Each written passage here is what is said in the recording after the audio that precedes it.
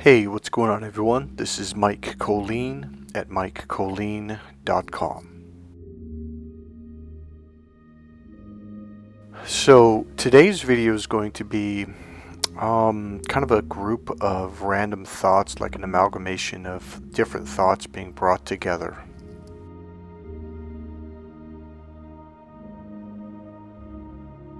Okay, so I'm going to start it off here. One thing I want to say about this channel is it's not a channel for people who, that are lazy, people who are looking for excuses. There's no excuses here. So this thought just came up. I thought I was going to start with these other thoughts that I actually have kind of typed down and saved. So I'm going to start out this way. So number one, really be choosy of who you listen to.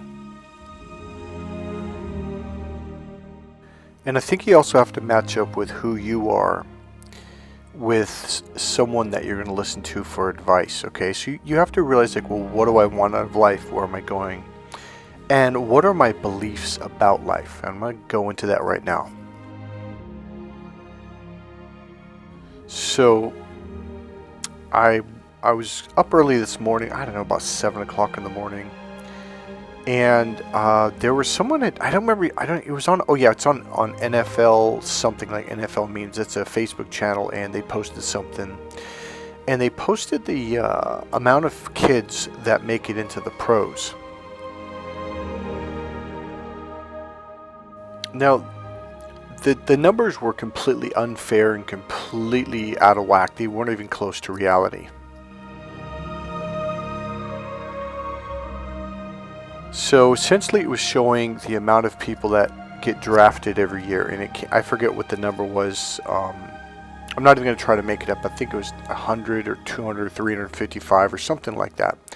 And it talked about how much money the average player made, or not the average, but the lowest end player made in the NFL, etc. So here's the thing, like, you can get drafted into the NFL, but they also have I forget the name of it, but it's like the defensive team that these guys are not technically on the team, but the starters play against these guys in practice to get an idea of, because they have to actually look at the next team's offensive plays to show this offense, like, hey, here's what you're going to be looking at next week. Okay, so these guys are like the lower end guys. They don't play in the game. They don't even suit up. In fact, they don't even travel to the away games. So I think they're saying these guys make, I don't know, honestly, let me see if I can find it. Hold on. Okay, so I found it. So someone had basically, it was a teacher, and this really upset me because you have this happen to high school kids and college kids all the time. So it was a high school teacher, and she says, I'm a high school teacher, and I have had this conversation and similar ones over the past 2 decades. And she tells these kids to have a backup plan, and then she goes on to tell them the odds of them making it into the pros in the NFL are just stacked against them. Okay, so there's a lot of truth here not being spoken. So I want to ask you to ask yourself, how much money do you make a year total? So here these people are complaining, saying, yeah, you really should not put all your eggs in a basket, and you really should have a backup plan, etc., right? And so this is the odds of making in the NFL, and towards the end it says the minimum salary. Now, mind you, this is the minimum for the lowest paid people in the NFL. Now, this was back in 2014. Now it's a lot more than this. Now think about how much you make. How much does the average person make in a year?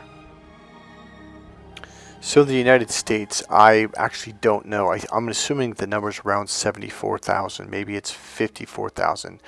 In big cities like San Francisco, I'm sure it's a lot higher. But did you know that if you make, I think it's less than 100,000 or 300,000 in San Francisco, you can apply for housing and you can apply for government assistance. Yeah. So if you're only making $90,000 a year in San Francisco, you can literally apply for help to make your house payments, your rent, etc. Now, this is not about minimum wage. This is not about how much people make in bigger cities versus, say, smaller cities or different states. Because it's all variable. Because in San Francisco, the rent is through the roof. Where I live, the rent's through the roof. That the housing costs are through the roof. But if you go to different places in the Midwest or Texas, even like away from the big cities in California, it goes down significantly. So it depends on where you live. But that's not really the message. The overall message is something that narcissists do to people. Okay, so I'm using these examples as metaphors or symbolic of something. Okay, so let's go back. So the average American, I just looked it up. I think I put 2024. Yeah, no, 2023, because I don't think they have it yet for this year. The average American makes $59,000 a year. Okay, now watch this. Now, the average, not NOT, not the average. So they're using this as an example as, oh, this is why you should give up on your dreams to play in the NFL. The average player, not the average, the minimum, the rock bottom. This is like minimum, like literally, this is minimum wage in the NFL. I'm not kidding. All right, now watch this. This is the year 2014, so this was 10 years ago. They made back now it's more. It's probably over 500. Oh God, I almost gave it away. So the minimum salary in 2014 was $420,000 after taxes. $252,000 take home. That's what you get to keep. How many of you on here make 200 even before taxes? How many of you on here make $250,000 a year? So here these people are who are making probably around $45,000 to $55,000 to $60,000 a year, telling these kids who, if you make it to the NFL, the lowest you will make is after taxes is just over $250,000, and that's why you shouldn't try to be an NFL player. So then this guy, I said no, they should go after their dreams, okay, because they're young. And that really is what life is all about, is going after your dreams. Now, remember earlier in the video I said you really need to kind of align your values and your beliefs with who you listen to? Now, I'm a believer, but it's not just because I'm Mr. Positive. There's a reason behind it. So there's people that play it safe their entire life, and then there's people that are like, screw that, I'm going for it. If there's one thing that we have learned in the last 4 to 6 to 8 years, maybe a little bit more than that, is we used to live in a country where if you just went and got a job and you stayed at the job for 35 years or whatever, you would get your pension, you'd get your gold watch, etc. But you're essentially sacrificing your entire life to retire at the age of, 65 or 67 years old, and then if you're lucky, you get to live 2 more years before you die and have a heart attack. So you literally sacrificed your entire life to make these other people rich, and you didn't get much out of it. And then when you're done working, you get to die. So then their argument is like, well, they need to have a backup plan. They need to have a backup plan. And I said to this guy, and he kept saying like they need to have a backup plan, so they should get their college degree first. And I said, well, I don't know if you realize this, but you do realize in order to be on the team, let alone play, there's a requirement that you have to pass all of your classes, and if you don't, you get kicked off the team. Now, I don't know what the numbers are, but I do know this. I said, so more than 50% of the guys that join college football, they end up getting their degree. And then what I said was, I don't know what, because there was actually 2 different people saying this. And I'm like, so number one, I've said in every one of my posts, I said, you do realize that even if they only make it in the NFL for 2 or 3 years, or even 6 months, they can still go back to college. Like, why do you guys think that, if you don't get your college degree, you can't go back to finish your degree? Like, so let's say they had another semester or 2, or even 3 semesters to finish.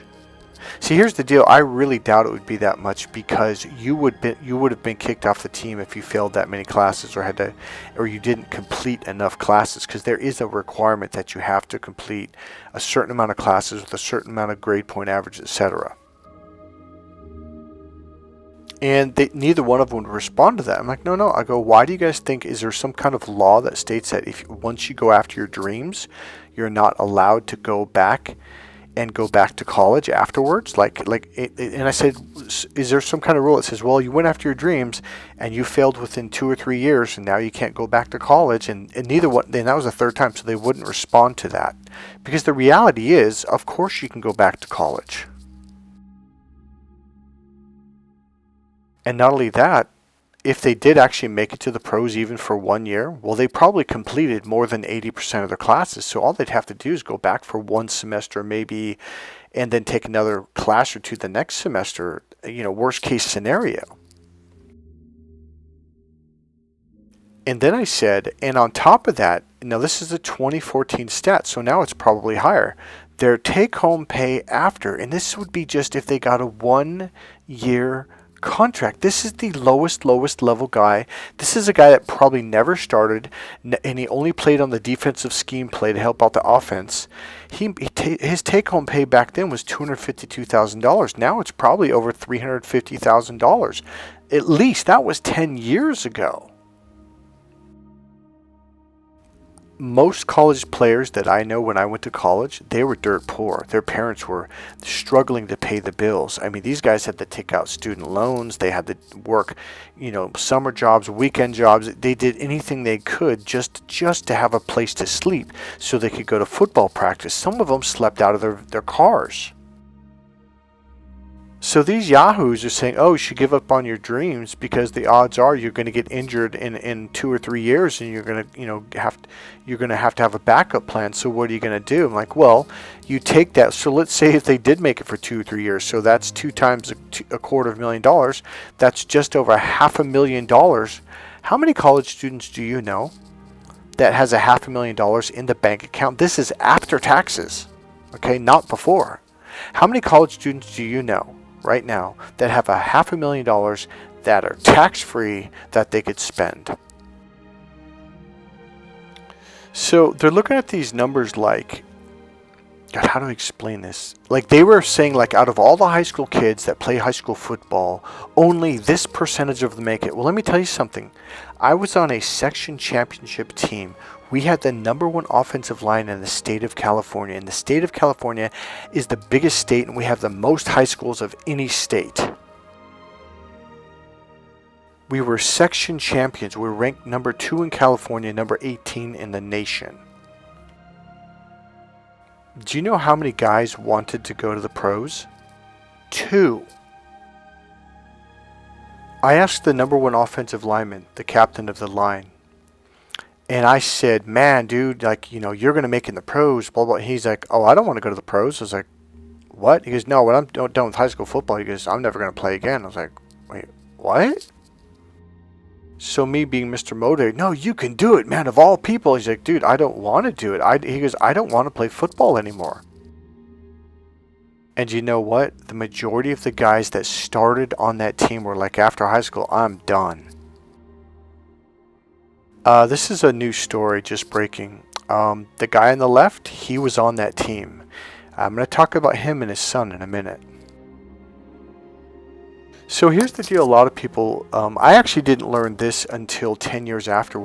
So there was always a group of guys that would join the team, but they didn't really push themselves. They really didn't want to play. But they wanted to wear the jersey on game day, so the girls would like them, and they would look at me. I'm on the football team.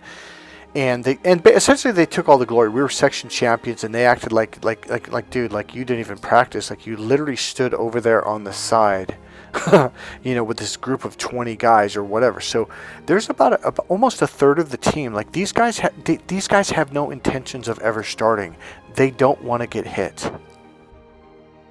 So these people, I've heard this even in college. At college teachers, like, out of all the high school players, and I forget the number was 1 million or whatever the number was, And I'm kind of looking at her like, well, you have to cut that a third off of that, because a third of those guys don't even want to play on the high school team, let alone go to the pros.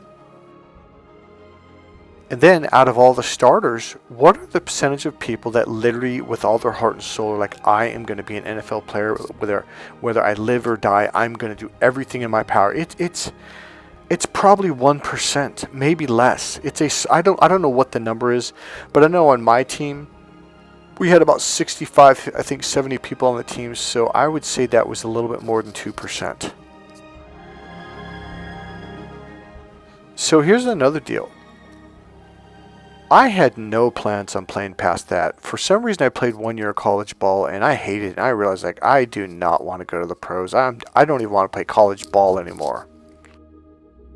So that number from all those high school kids gets cut down significantly. Like so you have to remember, not everyone that plays high school and college ball wants to go to the pros. Okay, some of these people want to be neurosurgeons. Some of these people want to be president of the United States. They want to be senators. They want to be congressmen. They want to be spine surgeons. They want to like be, like the president of a university and all. Do you know how hard it is to become the president of a university? I mean, that's like 1 in a million.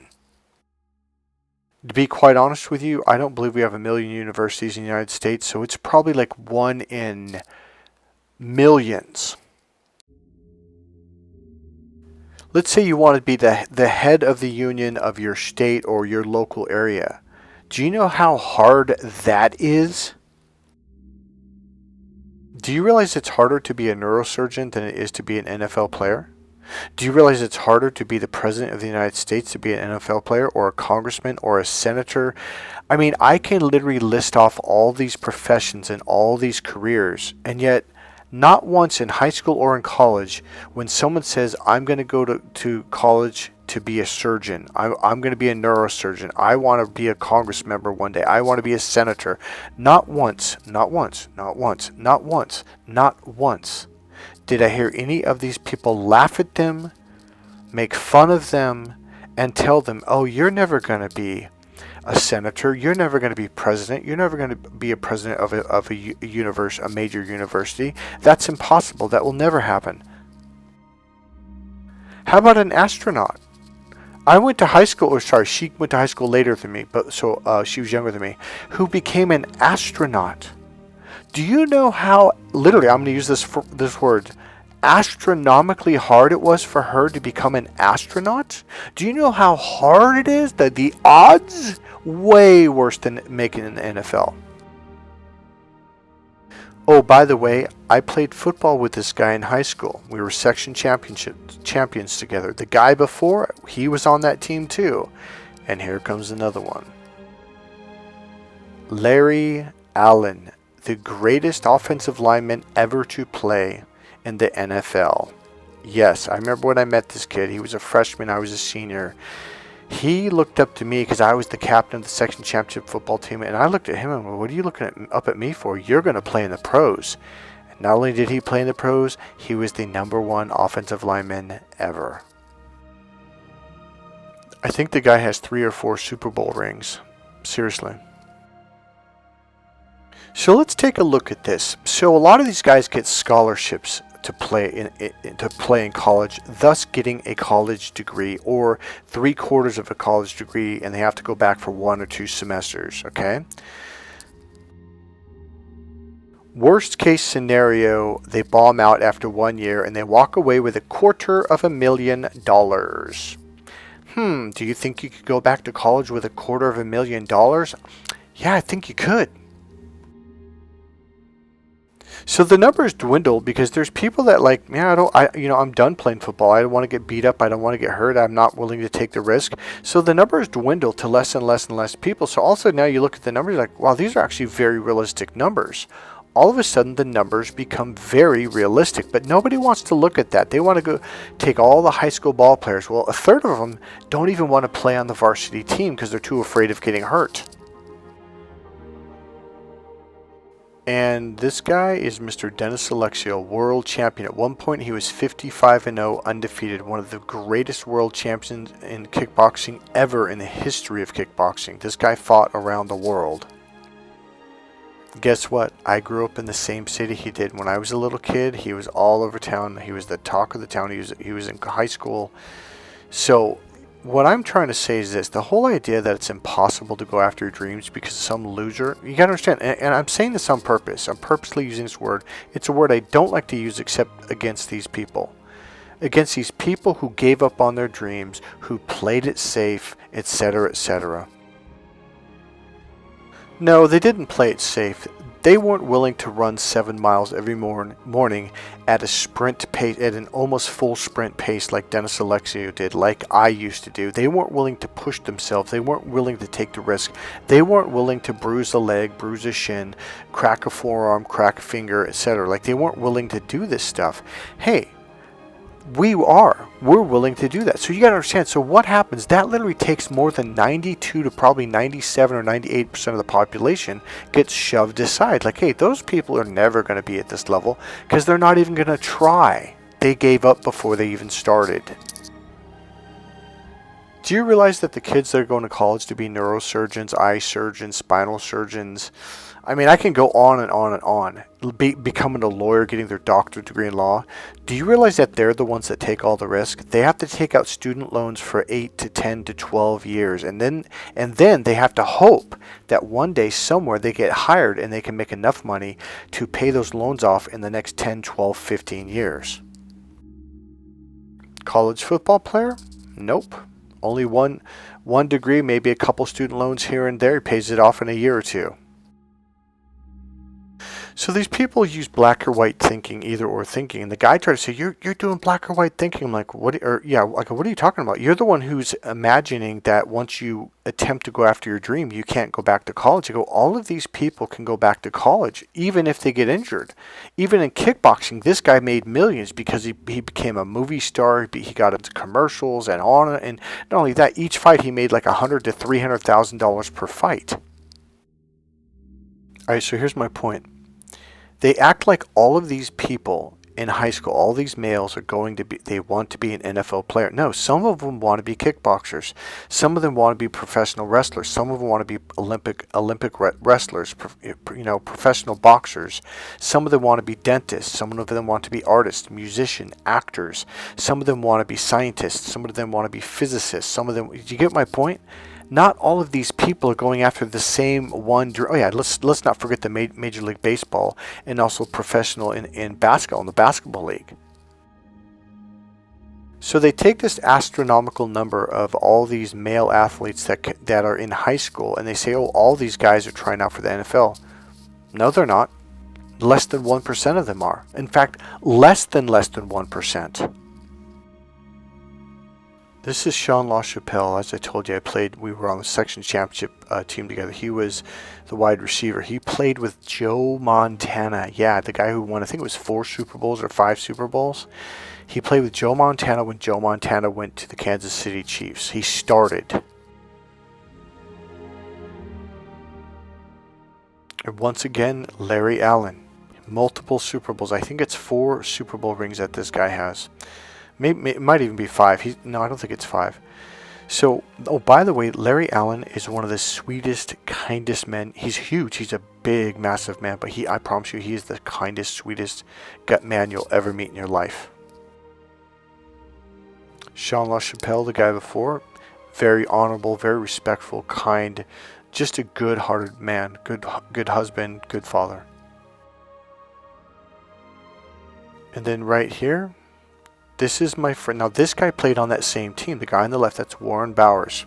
He was one of our offensive linemen, okay, on that section championship team. That's his son in the middle.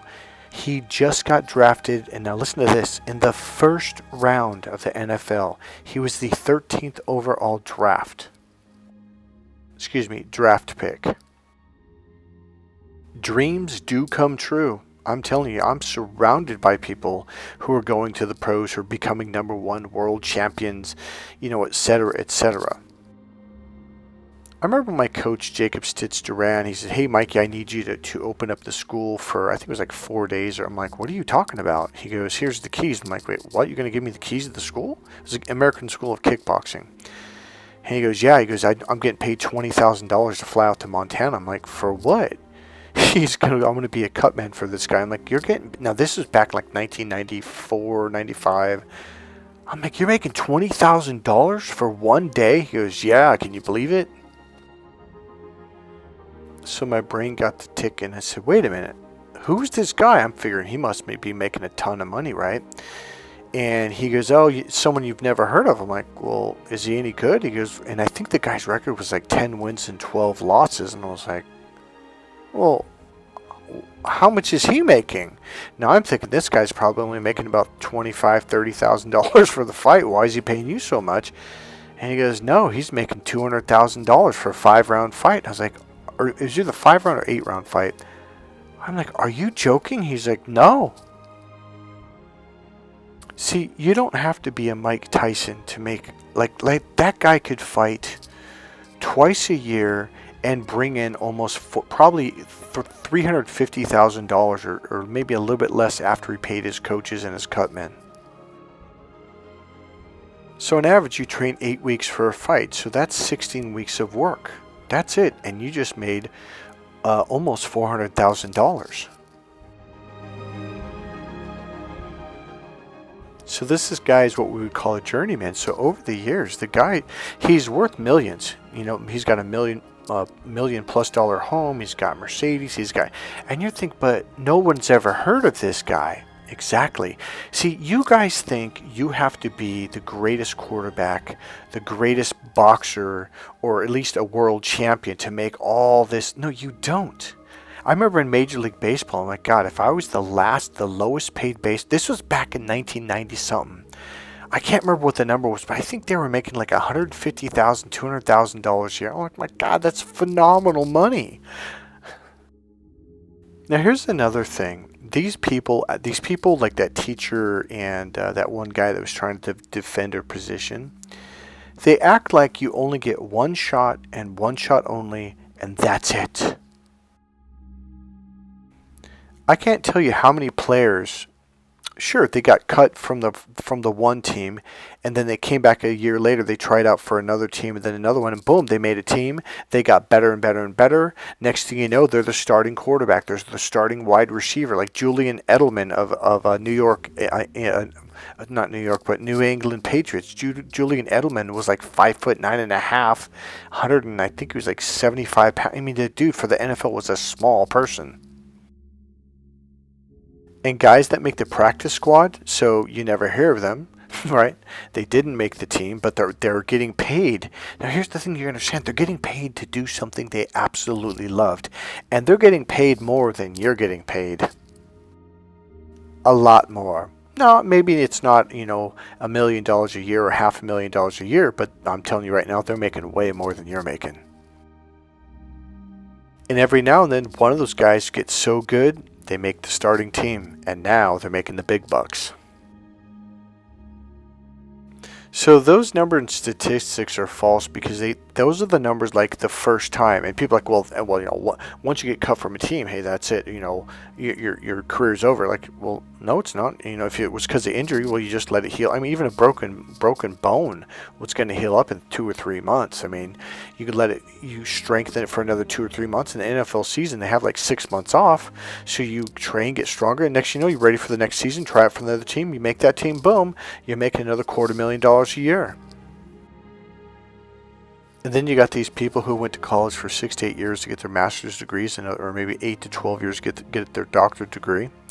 And now they're in debt for another 10, 12 years, or however long they're in debt.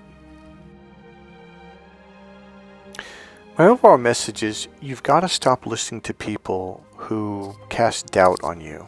That's the work of the devil for sure. I honestly believe you were meant to do something here. That's why you have your body type, your brain, the way you are. You were meant to do something. Sure, you might want to play in the... Okay, it's like you might want to play in the NFL, but were you built for it? Is it something that you... Like, it's like... Because then you get these guys like that, like people like, man, that guy does not look like an NFL player, but he ended up being... Okay, perfect example, Tom Brady. This guy was not an athlete. He couldn't run for shit. He was slow. He was gangly. His legs flopped around.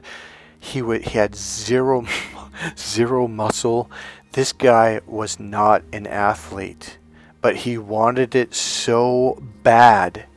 He ended up winning more Super Bowls than any Super Bowl player in the history of the NFL, and he became the greatest NFL quarterback ever in the history of the NFL. This guy is the GOAT, greatest of all time. He led his team to 10 Super Bowls. And right out of college, when he tried out for the NFL Combine, people were laughing at this guy. He was slow, he couldn't pivot, he couldn't run. I mean, he wasn't strong, but the guy was determined. And so, I'm not sure if he was Mr. Irrelevant, but I think he was the last one drafted in the NFL. Like, he was the very last. It was kind of like, those are the guys like, yeah, okay, since I have a draft, I'll take him because, who knows, right? Well, when he walked onto the practice field and the owner, Mr. Kraft, he walked right up to him and said, I'm the best draft pick that you ever made. I guarantee that. And he looked him right dead in the eye and said, I'm the best draft pick you've ever made. You watch me. And he was right. Then there was the Niners quarterback, the current quarterback. So I think it was 3 years ago he got drafted, and he was what they call Mr. Irrelevant. He was the very, very, very last player picked, and the title for that person is Mr. Irrelevant. The guy took the team to 2 freaking Super Bowls already, and he's only played 3 years in the NFL. So let's say he gets injured tomorrow and can't play again. Well, he walks away with, I don't know, 4 or 5 million. I'm not sure how much money he's made, but millions of dollars. And he goes back to college for the next 10 years and gets 3 doctorate degrees. So mind you, he was the last one picked, which meant he's on the lowest level. So he probably started out. Actually, I think for quarterbacks, they get paid a little bit more. But the point being is he probably made $500,000 a year or 1 point something million a year. So he walks away with millions of dollars, and the freaking guy goes back to college. So how's that for a backup plan? And you have to remember to really get far to being a surgeon, like, it's not like all of a sudden you graduate from college and boom, like they're trusting you with brain surgery, It's not going to happen, dude. It's going to take years and years. Just like an NFL football player, you don't just step on the field, boom, and all of a sudden you're the starter. Like, it'll take you, like, even my not best friend, but my friend Warren Bowers' son Brock, the guy that just got drafted in the first round. It's going to take him at least a year or two to beef up, to get stronger, get a little bit quicker, a little bit faster, be a little more aggressive, and to learn the plays. So it's not like all of a sudden he's a superstar. It'll take him years. Probably, I bet it'll take him a full 2 years before he starts having an impact on the game, and probably on a minimal level. Now, the 3rd year, there's a very good chance he's going to be not only a starter, but having a huge impact. There's something that I learned on accident. When I was a little kid, you're kind of naive, so I just like joined boxing, and one of the guys on the team was a state champion, then another guy was the next year, and I was like, man, I want to be a state champion, not really thinking that was kind of an impossible goal. And I remember after my first fight, I lost by 1 point to the former state champion, who was state champion 2 years in a row, and his dad owned the boxing team. So since he was a little kid, he's been in boxing. Well, he beat me by 1 point in my very, very, very first match. He had a lot more experience than I did. And I remember I was sobbing and crying, and my coach was consoling me. And I was just like, I'm talking, tears were just pouring. I was like sobbing, like hysterically, like that, crying, oh, I'm going to be the state champion. And my coach says, Mikey, it's not going to happen. And I told him, no, I'm going to do it this year. And he's like, Mikey, it takes years to be a state champion. For some reason, I didn't listen to him. That just rolled right off my back, because I made a decision, this is what I'm going to do. And to be quite honest with you, I really didn't understand the dedication it took. But I tell you what, I dedicated everything in my life to that sport, and I became a state champion in 9 months.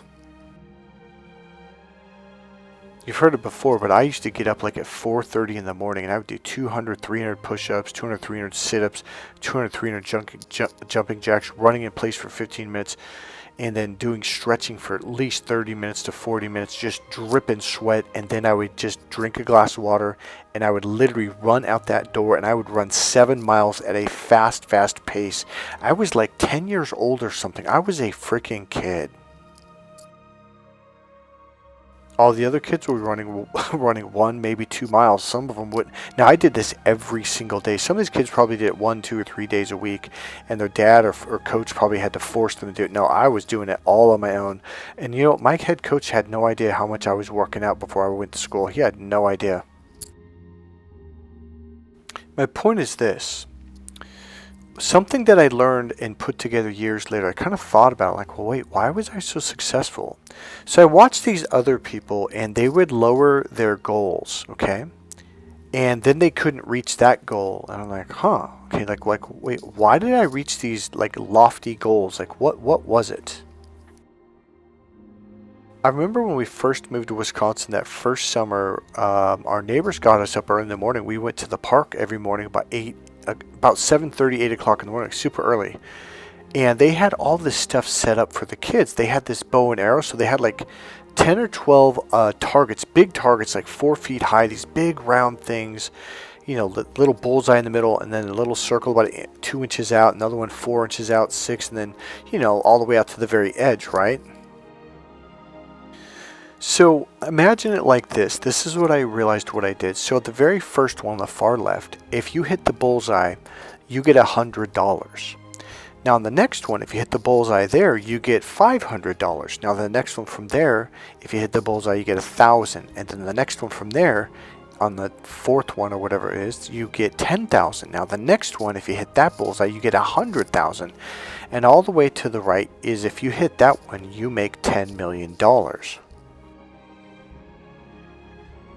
So on the first one, let's say you miss the bullseye and you get the first ring out. Well, you get $50. Now, if you miss that one and you're like 3 rings out from the bullseye, you don't quite hit the bullseye. Well, now you're going to get like, I don't know, $20 and so forth. Well, if you go to the one 10,000, if you miss the first ring, well, at least you get $1,000. And if you miss the second ring, you get $500.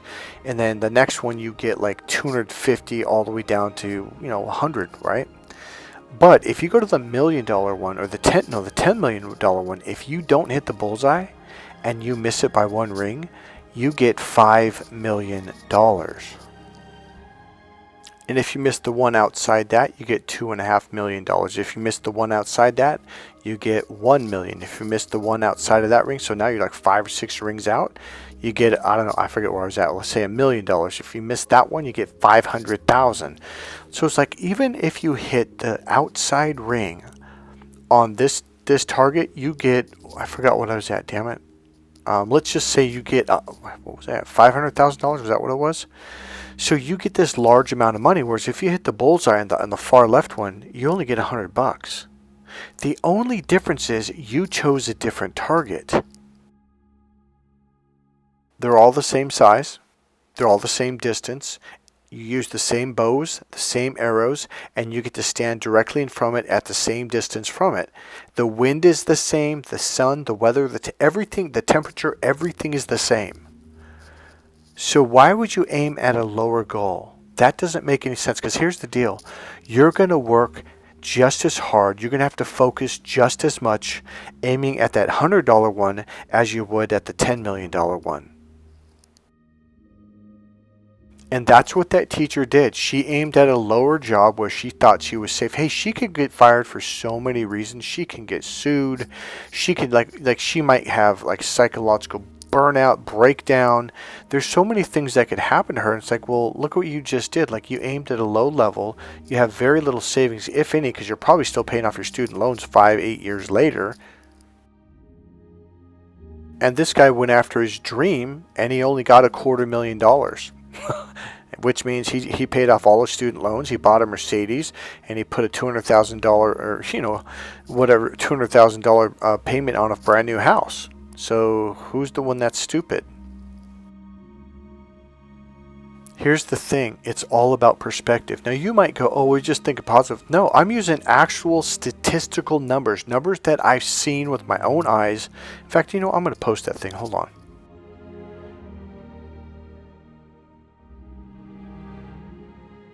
Alright, I found it. Hold on 1 second. It's going to pop up in about 2 seconds.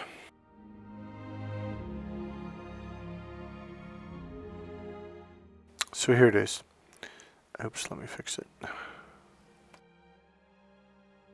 So if you look at the number on the far right, 420,000, on that line to just the left says 2014 NFL minimum salary. That's the minimum.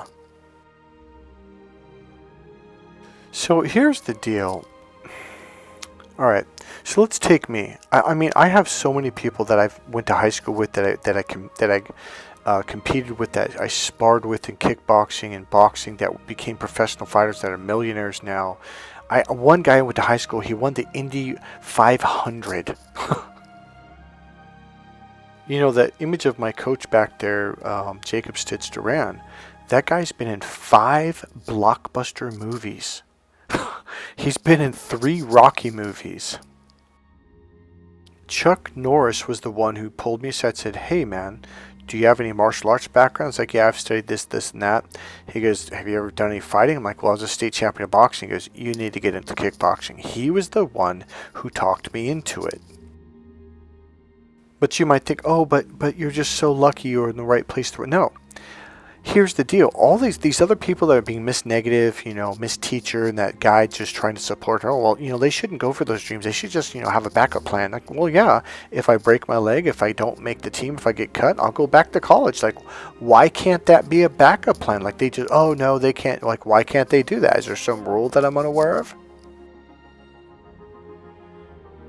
So here's the difference between me and them. I have seen countless people dedicate their lives with all their heart and all, like even Dennis Alexia, the kickboxer image I showed you with Jean-Claude Van Damme.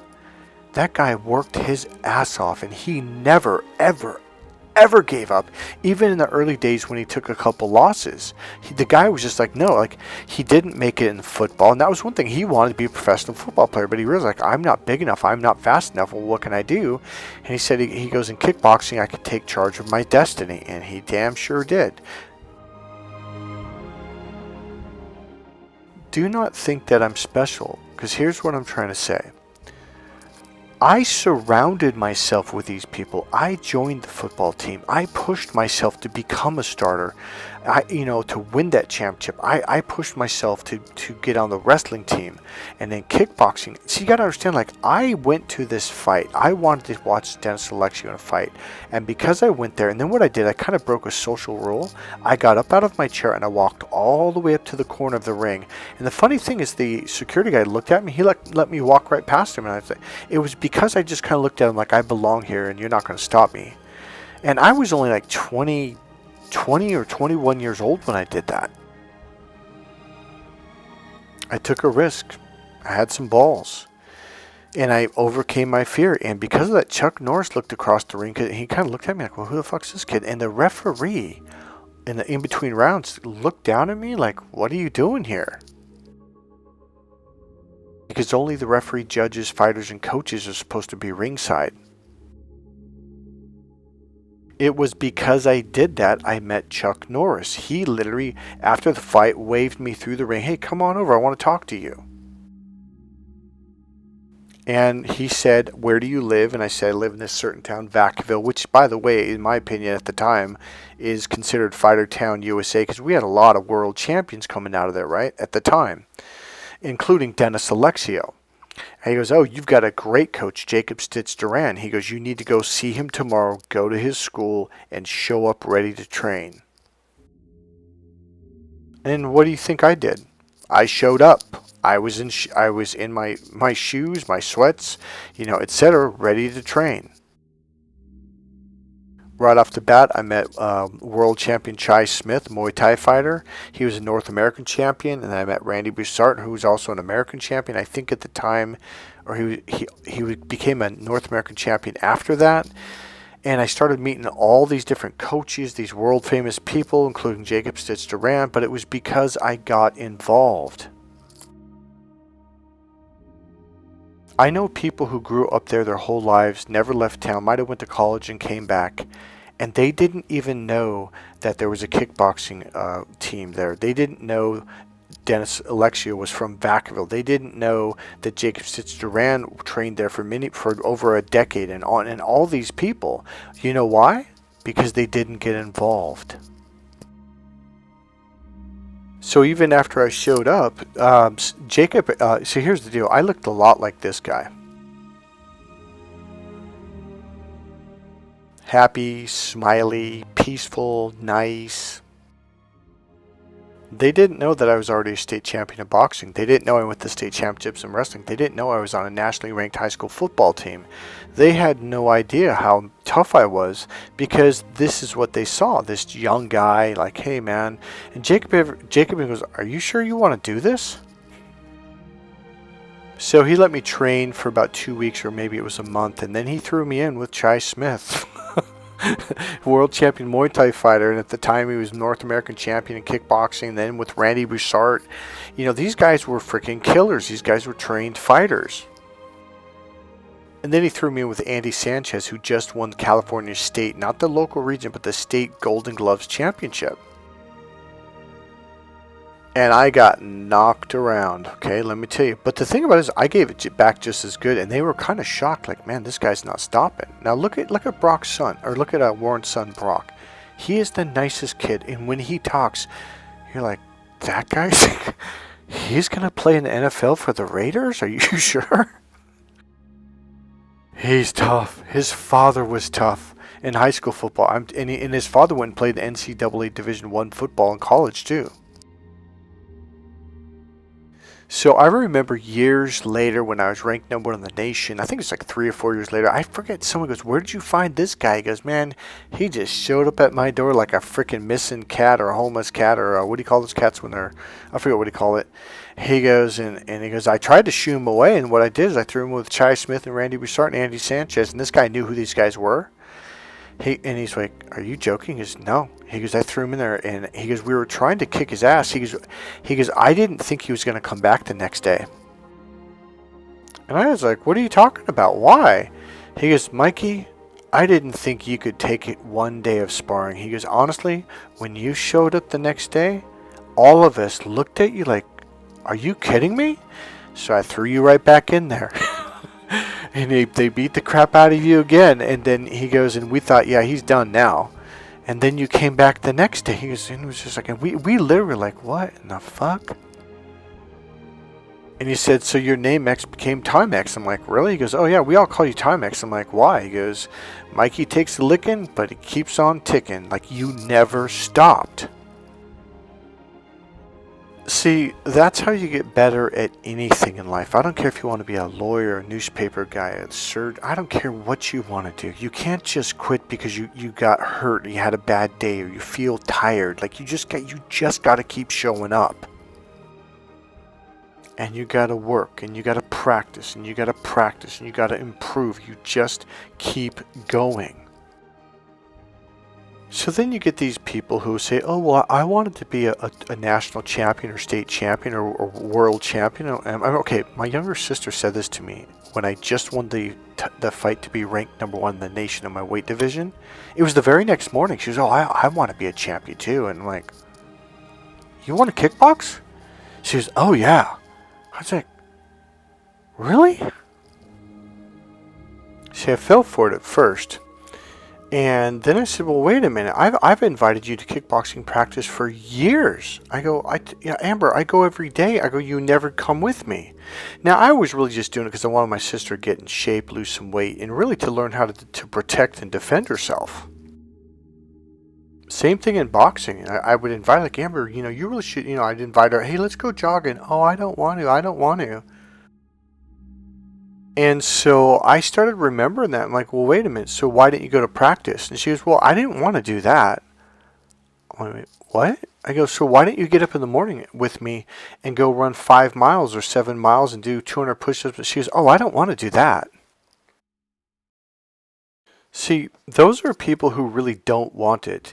She's like, she literally just wanted to show up someday, walk into the ring, and be handed a belt. No, look at Amber. She's such an amazing person, and she literally never even fought. And then when I said, what about sparring? She was, oh, no, I don't want to get punched in the face. I'm like, so clearly you don't want, W-A-N-T, want to be a kickboxing champion. See, when you want something, and I mean really, really want something, let me tell you something, 99% of those kids in high school, they really don't want to play in the pros because there's a lot of pain, there's a lot of dedication. You were going to sweat, you were going to burn, you were going to be bruised and broken and smashed. Only the people who really want to do it. Now here's the deal. I remember my friend's mom would say, why do you push yourself so hard? And because I had just got done running like 7 miles and I was drenched in sweat. It was like 90 degrees outside and I ran at a super fast pace. So he ran inside, got me a glass of water. I'm out front on the porch drinking. She comes out like, what's wrong with you? Like, why do you push yourself so hard? Here's the deal. She just couldn't understand. Do you know why? Because she didn't want what I wanted. But in her own right, she had 4 children. 2 of the girls became Raiderette cheerleaders, which is really awesome. She had an amazing son. That guy was just like my best friend ever. And she owned a hair salon the whole time. This lady wanted that. That was her dream. Now, I could look at her and I'm like, well, why would you put up with all those whiny, bitchy ladies going to the hair salon, always complaining? Because that was her dream. She was willing to put up with the difficulties to create, and build what she wanted, just like I did. The funny thing about it, I never really even noticed the pain. Oh yeah, I broke fingers. I mean, I broke this, I cracked this, I got concussions. I mean, I got bruises. Remember the first time I broke my ribs in kickboxing? That dropped me. That hurt. I didn't get up for a while, and I remember I couldn't even spar for, I think it was like 2 months or 3 months. Same thing in football, but I wanted to play so bad. All of a sudden, all that stuff kind of got pushed off. Yeah, of course I kept getting hurt and bruised and scratched and scraped and cut. You know what I mean? And when you run, when you practice in the humid heat, it's just, you hate it. But you want to play so bad on Friday or Saturday night that you're willing to go through the hell to make it. That's why. If you have a why that big, you can do anything in your life. The sad thing, you get these people who never even tried. You know, take my sister or that teacher, they didn't go after their dreams. They didn't work their ass off. They didn't show up to practice. They didn't show up to, whatever it is they wanted to do. They just gave up and quit before they even tried. Well, what if I fail? Well, then you get back up the next day or after you heal up from your wounds or injuries or emotional wounds, and you go right back at it twice as hard as you did before. You can do anything that you want when you have a want so powerful, a desire so strong that you're willing to go through brick walls. You can do it. And you're supposed to do it. I don't get paid making these videos. I'm up at 2:16 a.m. making this video right now. Do you know why I do it? Because I want to do it. It's like I literally couldn't go to sleep. It's like, nope, I want to make a video. I have to talk about something. If I didn't want to make this video, guess what? I wouldn't be doing it. Hey, God bless you guys. If you like this video, click subscribe, click the like button, go ahead and make a comment, and if you want, go ahead and make a donation. There's a donation link right there below the video in the description box. It's a PayPal link. Just click it and I'll take you to my page. God bless you guys. I'll see you in the next video. Bye.